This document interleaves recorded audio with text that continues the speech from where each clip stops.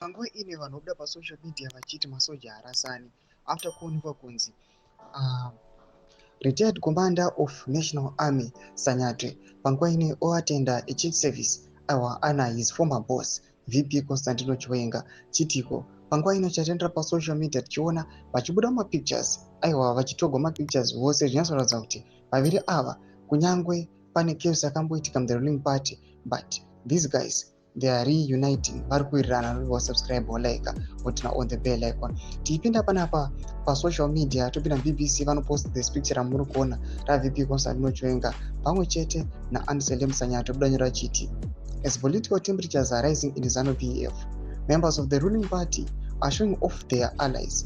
Retired commander of the National Army Sanyatwe today attended church service at Catholic with his former boss VP Chiwenga.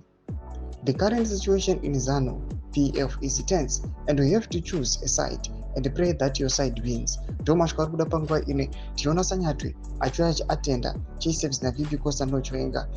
Ne current situation inoitika munyika panapa people they've commented kuti Sanyatwe atora divi rake.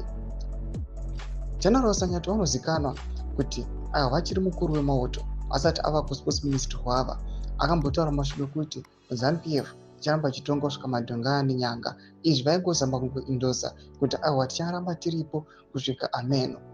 Zvinatsoratidza kuti ainyatsoshowa allegiance yake kuna VP kuna President Mnangagwa and panguva ino achishowa mapictures ana VP Constantino Chiwenga after the chaos yaitika last week.